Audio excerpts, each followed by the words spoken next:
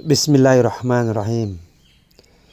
Berikut adalah kajian ataupun pemikiran tentang pembangunan sosial ya, yang secara umum coba dikutip dari buku James Migley dengan judul Pembangunan Sosial, Teori dan Praktik. Namun demikian akan dibubuhi dengan banyak sumber pemikiran lainnya. Diakui bahwa pembangunan sosial adalah dua kata yang digabung yang kemudian membentuk pemaknaan baru, dan ini sangat sulit didefinisikan. Beragam tokoh mencoba mendefinisikan ini dan hasilnya adalah sebuah narasi yang berbeda-beda. Oleh karena itu James Migley mencoba merangkumnya dalam sebuah definisinya sendiri,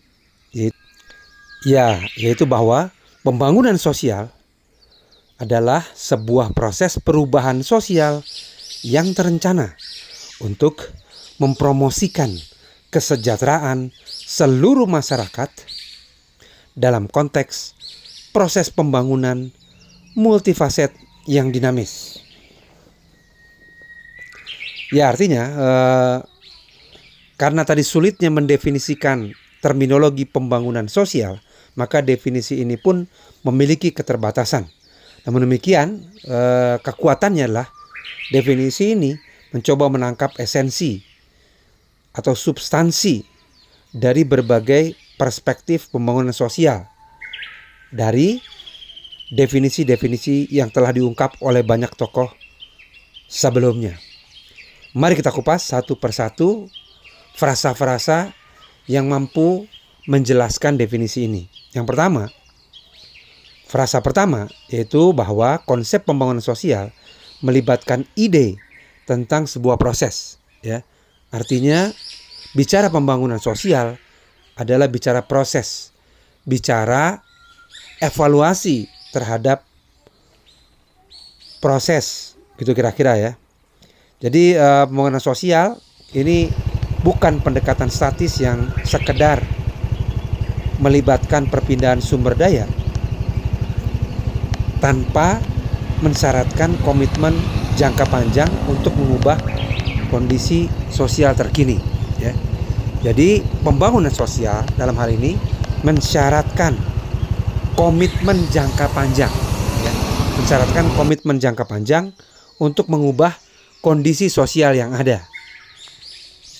Sebagai contoh, jika program-program pelayanan kesejahteraan dari pemerintah kepada rakyat itu hanya ditujukan pada penerima pasif, sifatnya hanya bantuan sosial semata ya, dan kurang dalam hal ini mendalami sumber masalahnya, maka ini belum sesuai dengan semangat dari pembangunan sosial ya.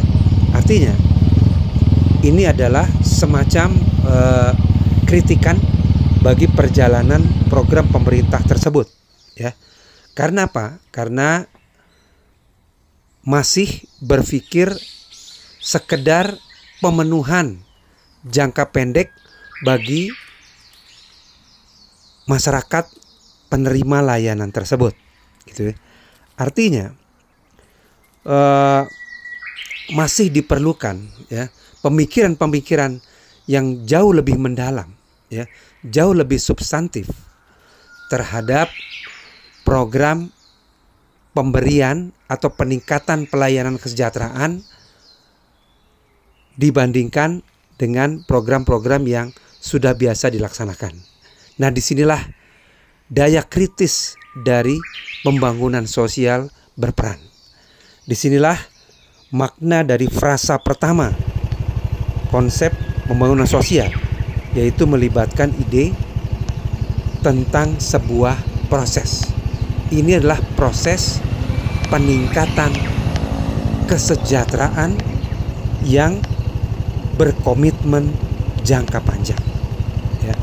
Jadi artinya para pembelajar pembangunan sosial dalam hal ini ya perlu bersikap lebih kritis terhadap rencana-rencana kebijakan.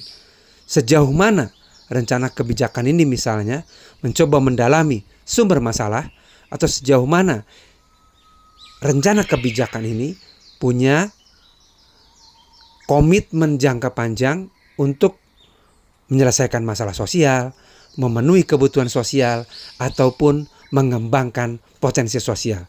Begitu. Ini yang pertama.